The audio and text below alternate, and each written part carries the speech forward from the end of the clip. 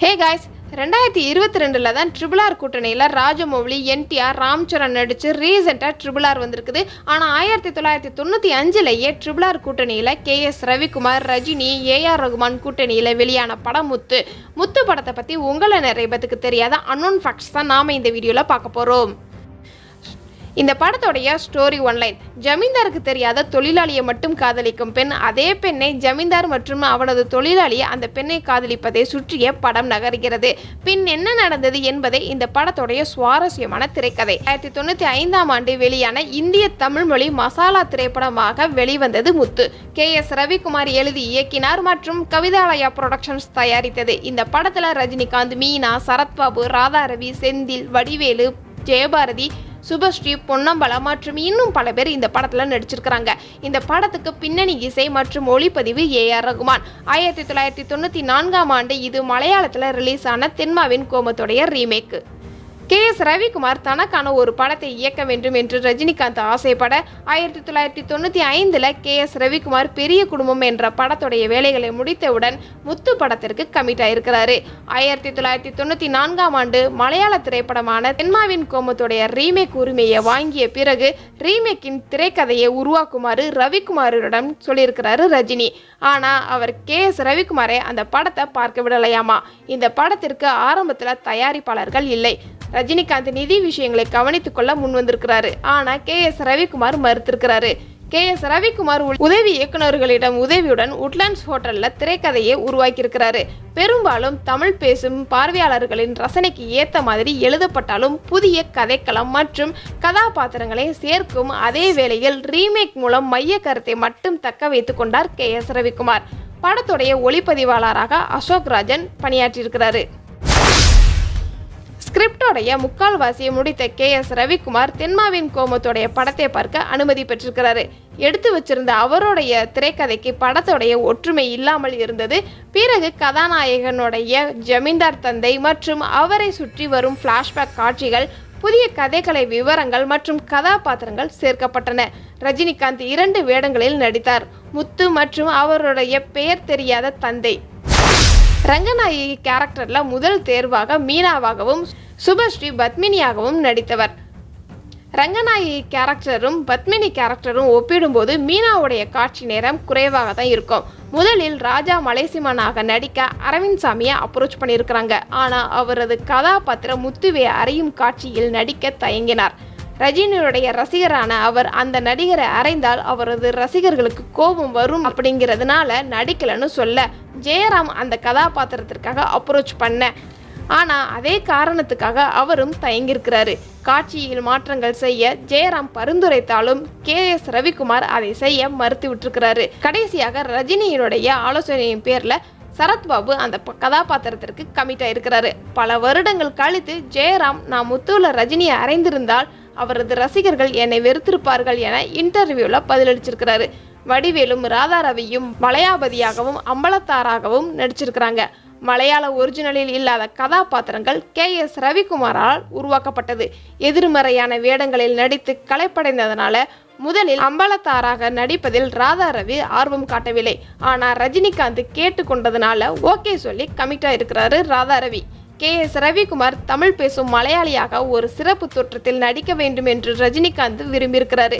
ரவிக்குமார் ஆரம்பத்தில் தயங்கி இருந்தாலும் அதுக்கப்புறம் கமிட் ஆயிருக்கிறாரு மற்றும் அந்த கதாபாத்திரத்தை சித்தரிக்க தனது தலைமுடிக்கு வெள்ளை சாயமும் பூசியிருக்கிறாங்க. ஜூன் 1995ல் ஆரம்பித்து படப்பிடிப்பு சென்னை மற்றும் கேரளாவில் ஷூட் பண்ணியிருக்கிறாங்க. இந்த படத்தில் காமிக்கும் அரண்மனை மைசூரில் உள்ள லலிதா மகால்.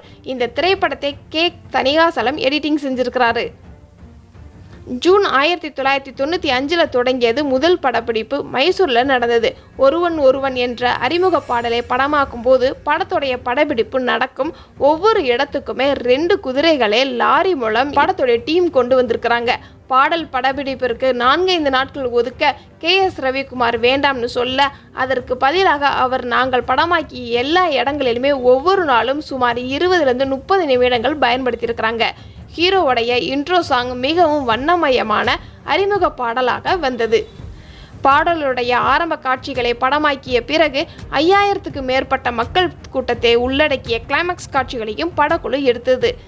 இதையடுத்து லலிதா மகளுடைய முத்துவோடைய தந்தையின் உள்ளிட்ட காட்சிகள் படமாக்கப்பட்டது. படத்தின் மீதமுள்ள பகுதி சென்னையில் உள்ள திருவிதாங்கூர் அரண்மனை பகுதியில் கேரளாவிலும் எடுக்கப்பட்டது. மீனா ஒரு சில காட்சிகள் படப்பிடிப்பின் போது அணிந்திருந்த நீல நிற பாவாடை ஒரு சில காரணம் விளைவாக மங்கி போனதுனால குழுவாளிலே பாடல் காட்சிகளை படமாக்குவதற்கு முன்னாடி அதே மாதிரியான பாவாடை தயார் செஞ்சு கொடுத்துருக்குறாங்க இந்த படத்தோடைய டீம். தில்லானா தில்லானா பாடல் ஏவிஎம் ஸ்டுடியோவில் இறுதிக்கட்ட படப்பிடிப்பின் போது படமாக்கியிருக்கிறாங்க. KS ரவிக்குமாரோடைய ஆலோசனைப்படி பாடலின் நடன இயக்குனரான PH தருண்குமார் அவரிடம் ஏவிஎம்மில் ஒரு தளத்தில் தனக்கு ஒரு செட்டு மட்டுமே தேவைப்படுவதாகவும் பாடலின் மனநிலைக்கு ஏற்ற மாதிரி செட்டோடைய நிறத்தையும் மாற்றுவதாகவும் கூறியிருக்கிறாரு. ரஜினி, மீனா மற்றும் நடன கலைஞர்களுடைய ஆடைகள் பின்னணியில் பொருத்தமாக இருந்திருக்குது.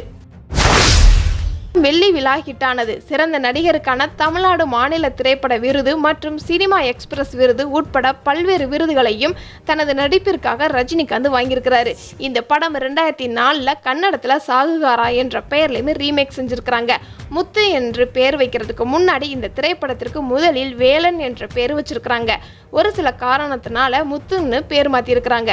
ரவிக்குமார் முதன்மையான உரையாடல் எழுத்தாளராக இருந்த போதிலும் ரஜினிகாந்த் சில பஞ்சு வசனங்களையும் கொடுத்திருக்கிறாரு. கிடைக்கிறது கிடைக்காம இருக்காது, கிடைக்காம இருக்கிறது கிடைக்காது என்ற வசனமும் நான் எப்போது வருவேன் எப்படி வருவேன்னு யாருக்கும் தெரியாது, ஆனால் வர வேண்டிய நேரத்தில் கரெக்டாக வந்துடுவேன், நான் எப்போ வருவேன் என்ற டயலாக்கை ரஜினியுடைய அரசியல் உணர்த்துவதாகவும் சில விமர்சனமாக வெளிவந்தது. அன்னைக்கு காலகட்டத்தில் இருந்தே கட்சியெல்லாம் இப்போ நமக்கு எதுக்கு, காலத்தின் கையில் அது இருக்கு, நமக்கு இப்போது ஒரு கட்சி தேவை என்று முத்து பாடியதே ரஜினிகாந்த் அடிக்கோடிட்டு காட்டுவதாகவும் அன்னைக்கு காலகட்டத்திலேயே பேச்சு இருந்தது. மலையாள டயலாக்கான இறுக்கி அணிச்சு ஒரு உம்மதாரும் போன்ற பல உரையாடல்களும் இந்த படத்தில் பிரபலமடைந்தது.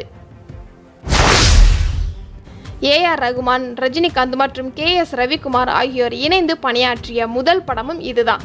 இந்த படம் ஒரு மிகப்பெரிய வெற்றியாக அமைந்து தமிழகம் முழுவதும் உள்ள திரையரங்குகளில் 175 நாட்களுக்கு மேல் ஓடிய இந்த படம் அந்த நேரத்தில் அதிக வசூல் செய்த தமிழ் படங்களில் ஒன்றாகவும் மாறியது. டப்பிங் செய்யப்பட்ட ஜப்பானிய பதிப்பு 1998 வெளியிட்டிருக்கிறாங்க மற்றும் ஜப்பானில் மிகப்பெரிய வெற்றியும் பெற்றிருக்குது. முத்து திரைப்படத்தில் ஒவ்வொரு காட்சியும் ரசிகர்களை கொண்டாட வைத்தது. முத்துவாக வந்த ரஜினியுடைய ஸ்டைல், வடிவேலு, செந்தில், காந்திமதி கூட்டணியில் நடக்கும் நகைச்சுவை காட்சிகள், ராதா ரவியோடைய வில்லத்தனம், ரஜினிக்கே உரிய திரைப்படத்தினுடைய 2ஆம் பாதியில் வரும் ஃப்ளாஷ்பேக் என்ற படத்துடைய திரைக்கதையை மிக நேர்த்தியாக நகர்த்தியிருக்கிறார் KS ரவிக்குமார்.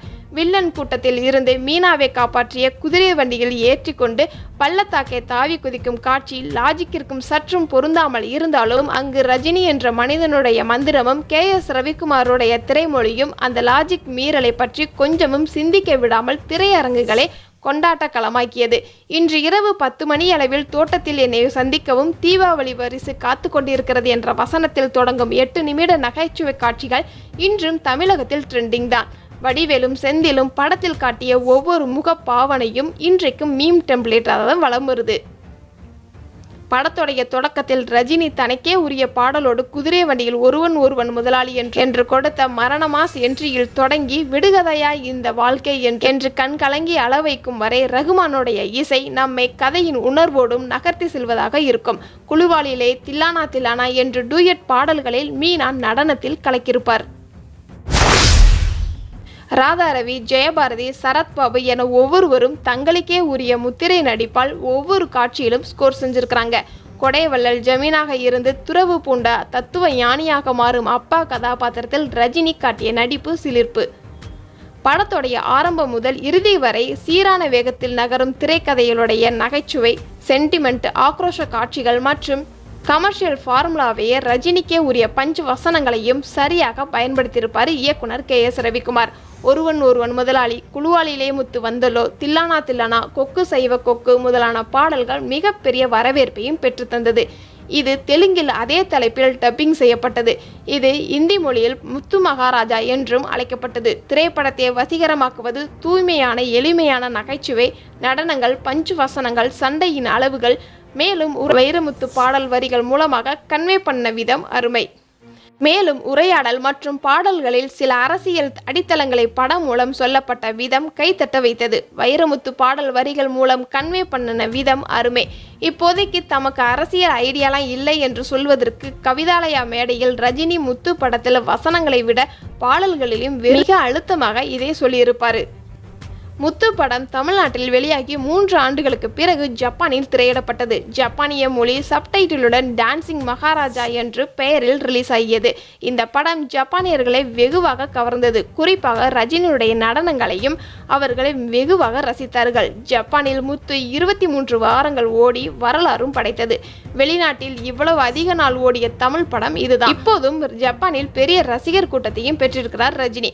இன்று தமிழ் படங்கள் உலகம் முழுவதும் ஒரே நாளில் ரிலீஸ் செய்யப்படுகின்றன. அதற்கு முதல் படிய முத்துவுக்கு கிடைத்த வெற்றி தான் இதற்கும் காரணம்.